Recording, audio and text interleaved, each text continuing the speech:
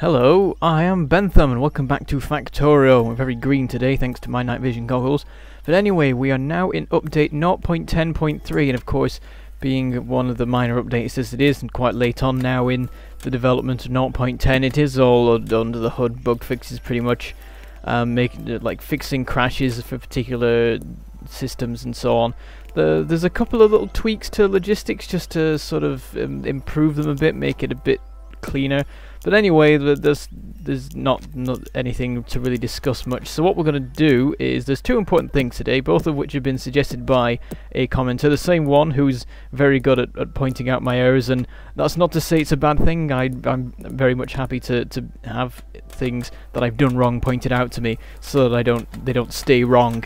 So one of the things was, he advised me about the copper wires and the circuits, and I got them wrong way round. You actually need 3 copper wire factories for two circuit factories, and that will give you maximum production in both of them. I had it the other way around, so it was massively inefficient, and basically all the circuit things were running at half speed.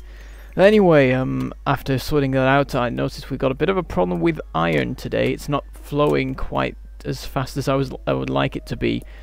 So of course I try and do the same thing as I did with the copper, but in this particular case the conveyor belt has cogs on one side, so I have to, after we get a bit of science done there, I have to use a smart inserter to get it transferred over, which means the increase in the flow of it isn't that much, but it's still something, and every little helps really to make sure that it's just supplied as fully as possible.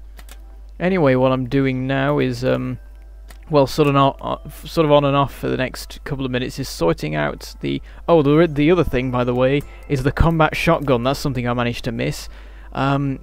I'd crafted the basic shotgun forgetting that there is a combat shotgun which is better, and I'm very glad he pointed this out, because suddenly I'm a lot more powerful and my shotgun is nearly at the most powerful it can be. So it's time to go out and kill some biters, so we start running in and just horribly murdering everything, because this shotgun is awesome. And also I've been focusing our research very much on improving the shotgun recently, because, well, the thing was, it was because the shotgun that I had wasn't doing too well, and it turns out that's because it was the basic one.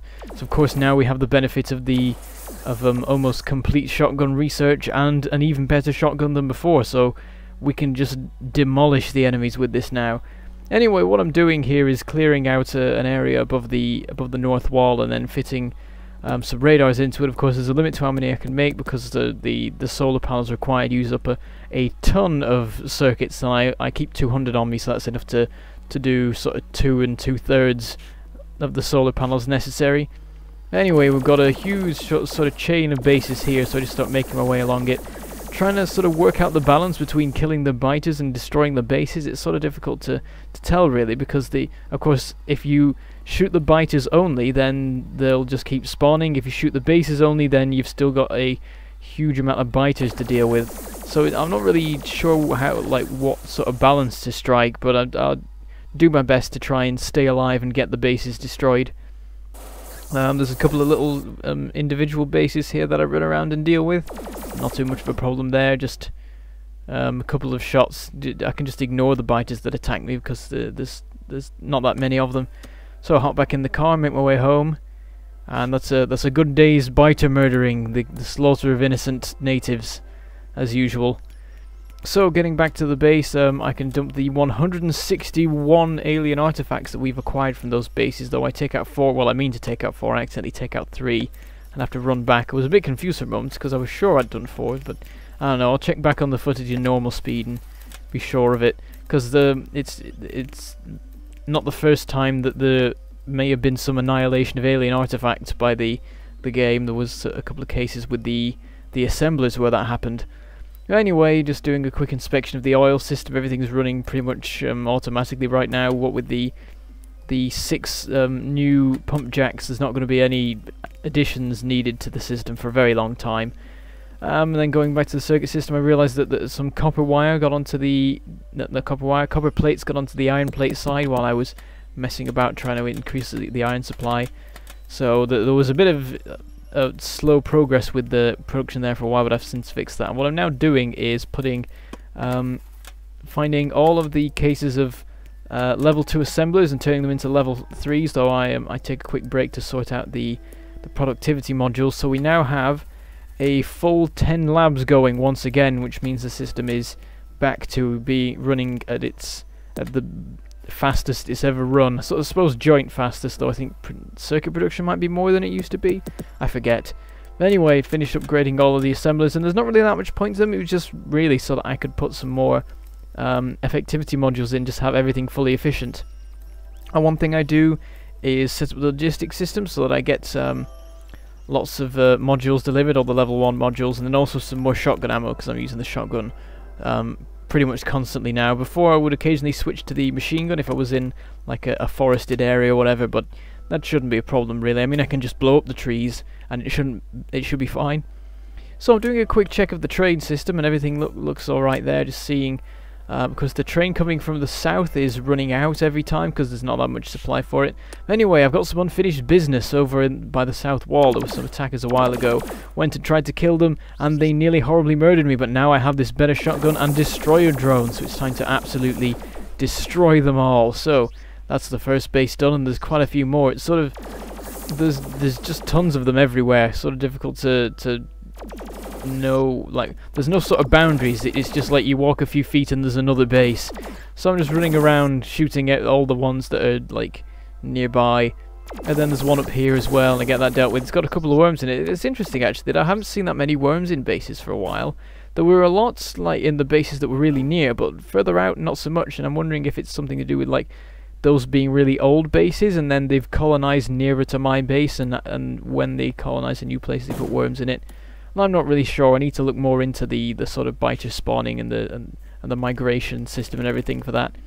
Anyway, we make our way home, and we can put even more of the artifacts into that assembler. So we've now got like 250 in there, and we're going to have science going for ages, like until the middle of next episode or something like that.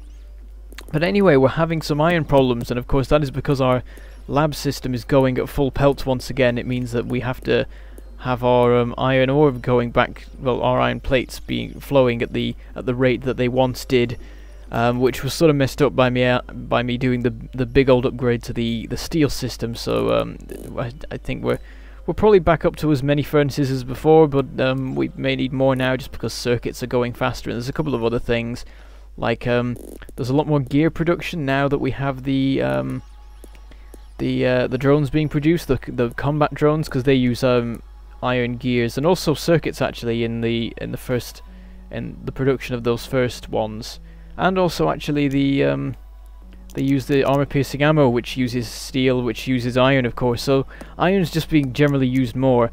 So anyway, what I did was I ran over to this system here, and I tried to use some splitters to sort of speed it up, because one thing you can do with them is you can use them to sidestep a belt without it losing any speed. And of course what I could just do is put some faster belts on the corners, and that would fix it.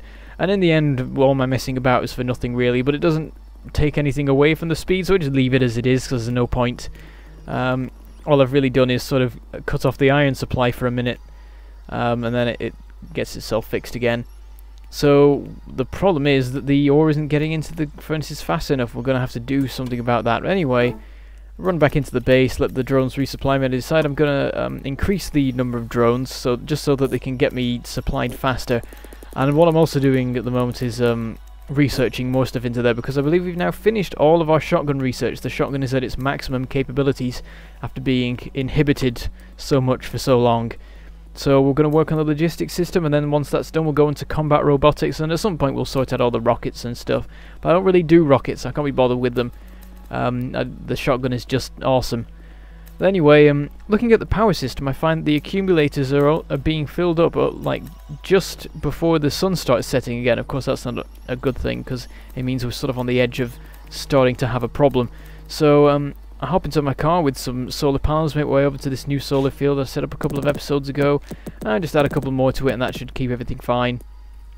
It's another symptom of us now running at full speed with the labs again, having science going constantly with the good supply of alien artifacts, and having all of the labs functional. So running around the iron supplies, and we've got a couple of little mines here and there to deconstruct because they finished and so on. Nothing important really going on. There's been no major change because it's only recently that the iron supplies suddenly need to be going so fast again. But what I find is that, of course, because I added a bunch of extra mines over in the plains in the west, that at the moment it's backed up a lot in a lot of the places, so there's some room for improvement there. If we could speed up the rate at which the ore is getting back to base, and that would increase our supply of iron, so that's definitely something to try. But anyway, going back to the furnaces to just see how they are, you can see that there's a lot of them that just aren't on, even more than the ones that I just added. I tried speeding up the belts, but of course it makes no difference, because you need to speed up the belts all the way back to the actual mines to get more furnaces going, so we're going to have to do something about that. So anyway, I'm having a look at the supply for the other ones as well, and that's running down, but only slightly, so that's probably fine. The main one is the main new smelting area thing. I call it new. It's been half a dozen episodes, if not like 10 or something like that, since I actually put them in now.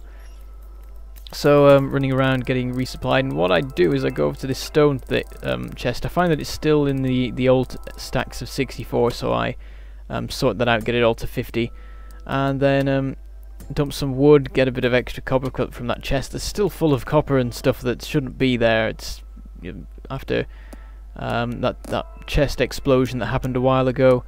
Anyway, I'm starting to set up some rails, and the reason for this is I want to get the iron delivered by rail. I know it's not that far away, but it's probably cheaper and quicker than getting millions of the blue belts, and also the trains. And trains are just cooler than belts, so you know, like all the people saying, I don't see the point of trains. Why did they put them in the game? It doesn't make any sense. But because they're trains! They're just trains! You can't argue with trains because of the trains. Trains are just awesome. But anyway, I'm getting the unloading area set up. I'm hooking that up to one of the belts. I'm not going to have everything relying entirely on the train straight away. I'll just have one belt going in and then a train going in, and then, because it's going to take a bit to get the train working properly, because of course the rate of flow that it needs to get is quite demanding, and we don't want to have the entire system relying on it while we're still building it and everything.